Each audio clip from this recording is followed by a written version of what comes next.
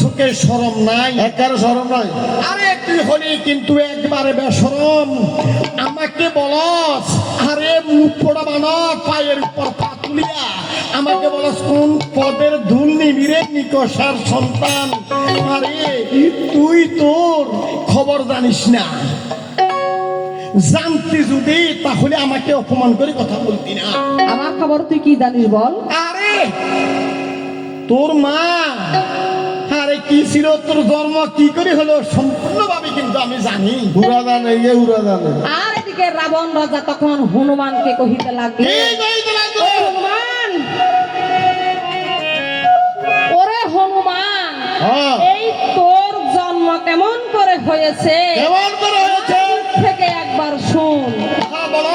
তোর মার নাম হলো অঞ্জনা, আর অঞ্জনা। তোর বাবার নাম হলো বানরা কেশরী। তোর মাকে বানরা কেশরীর সাথে বিবাহ দিয়েছে।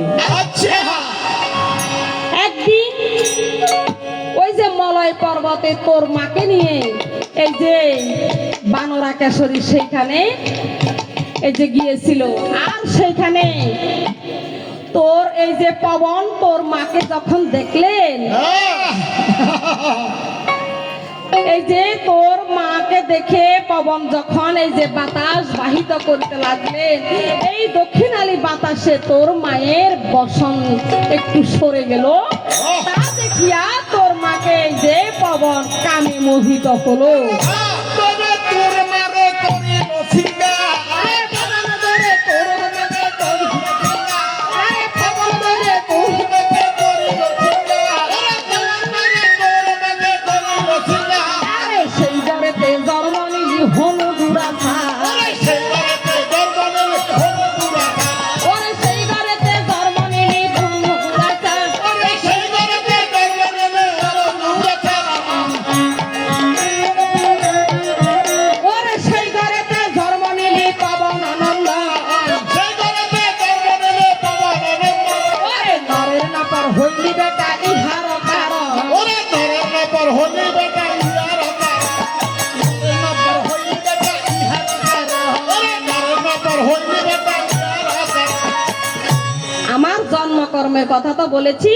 হ্যাঁ। ওরে রাবণ, তোর জন্মে কর্মর কথা বলতে পারি আমি। এই যে নিকষার সন্তান তুই আরে আমি বলতেছি, আমি এই যে পবন পুত্র হনুমান, আমি তোকে বলতেছি তোর এই যে জন্মকর্মের কথা। নিকষার সন্তান তুই আমাকে ব্যঙ্গ করে কথা বলবি তাই না? আমি বলেছি সত্য কথা, তুই আমাকে পাল্টিয়ে আরে পাল্টিয়ে না, যেটা সত্য সেটাই বলতেছি। আরে তুই বানিয়ে বানিয়ে বলবি তাই না? বল আচ্ছা কি হয়েছে আমার? বলেন বলেন, ভালো করে বলেন। আমার মা কি দোষ করেছে? আমার মা হলো নিকষা, অত্যন্ত সতী সাধ্বী। হুরা নিকষা, আরে তোর মার এমন চেহারা, একার হুরা খারাপ। এমন চেহারা তোমার মার, আচ্ছা, হ্যাঁ। তোমার মার এমন চেহারা দেখে কেউ তোমার মাকে বিবাহ করে না। না না করতে নয়, ওরে কুড়াপা দেখি আরে কে হক না করিল বিয়া, খুড়া মানে ছেলে হানা করিল বিয়া, ওরে কুড়াপা দেখি আরে কে হক না করিল, ওরে খুড়া মানে বিয়া না করিল বিয়া, আরে সুত্রায়া কন্যা পেল মুখে বজিয়া, ওরে পিছায় একটা বল ভুলিতে বিয়া, ওরে আয়ু বুড়া ছিল তোর মার না হইল বিয়া, ওরে আয়ু বুড়া হলো তোমার না করিল বিয়া, ওরে আয়ু বুড়া ছিল তোর মার না হইল বিয়া, ওরে আয়ু বুড়া ছিল তোমার না হইল বিয়া, আরে সুত্রায়া কন্যা পেল মুনিকে বজিয়া, ওরে পিছায় একটা বল ভুলিতে বিয়া, ওরে সেই ঘরেতে জন্ম নিলি লঙ্কার অধিকারী, সেই ঘরেতে জন্ম নেবে লঙ্কার অধিকারী, আরে সেই ঘরেতে জন্ম নিলি লঙ্কার অধিকারী, সেই ঘরেতে জন্ম নেবে লঙ্কার অধিকারী,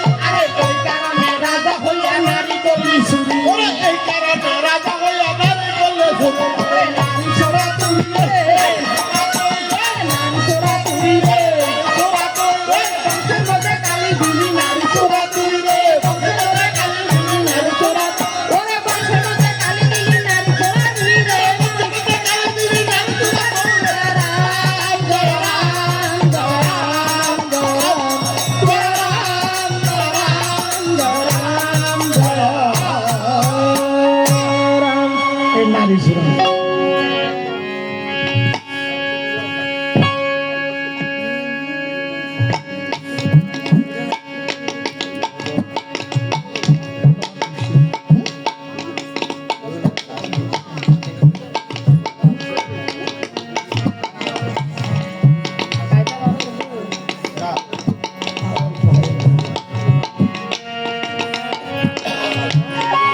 এদিকে লঙ্কার রাবণ কি কার্য করলেন, কি কাজ? এই যে অপমান হইয়া আর এদিকে বানরকে তখন এই যে হনুমানকে তখন এই ধর্মকর্মের কথা শুনে লঙ্কা রাবণ তখন এই যে মারলেন কষে এক সর খাইয়া হনুমান মাটিতে করে ধরপর ধরপর। যখন চৈতন্য পাইলেন তখন হনুমান আবার রাবণকে তখন কষে এক সর মারলেন, আর সেই সর খাইয়া এই যে রাবণ রাজা রথের উপর তখন দরপর দরপর করিতে লাগলেন। আবার তখন তাকে পুনরায় সর মারিতে গেলেন, বাসারে আর রাবণ রাজা হনুমানকে তখন কহিতে লাগলেন, হনুমান, ওরে হনুমান, বলি তো বটাই আমাকে প্রাণে মারিস না, তোর ওই শ্রীরামের দোহাই। আহ, দিল শেষ করে শ্রীরামচন্দ্রের দোহাই যখন দিলেন, আর এদিকে লঙ্কা রাবণ এই যে হনুমানকে বললেন তোর শ্রীরামচন্দ্রের দোহাই, আর এদিকে শ্রীরামচন্দ্রের দোহাই যখন দিলেন, আর হনুমান তাকে আর পুনরায় সর মারলেন না। আর আমরা এমন লোক আছি, পশুদের দেখে আমরা শিখতে পারি। কাউকে কেউ যদি আমরা বলি এর বাবা আজকে কাজ করিস না, তোর বাবার দোহাই লাগে, তোর মায়ের দোহাই লাগে, কোনো লাভ নাই, ওই দোহাই কোনো লাভ হবে না। কিন্তু হনুমানকে যখন শ্রীরামচন্দ্রের দোহাই দিয়েছেন তখন হনুমান এই যে আস্তে আস্তে পিছ পা সরে গেছেন,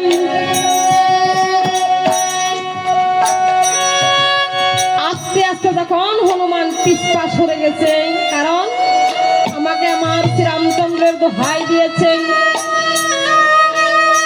যে রাম নাম নিলে জীবের কোটি পাপ করেন, জীবের কি সাধ্য আছে তত পাপ করিতেন। আর রাধে রাধে। এক মন এক ধ্যানে যদি আমার প্রাণ গোবিন্দকে ডাক দেওয়া হয়, আমার প্রাণ গোবিন্দ আমাকে সাড়া দিবেন, সকল বিপদ থেকে উদ্ধার করবেন। ডাকার মতো ডাকলে হরি কি আর ঘরে রয়? হরি ঘরে রয় না, ডাকার মতো তাকে ডাকতে হবে। লোক দেখানো দেখে কোনো লাভ হবে না, হৃদয় থেকে তাকে ডাকতে হবে। আর এদিকে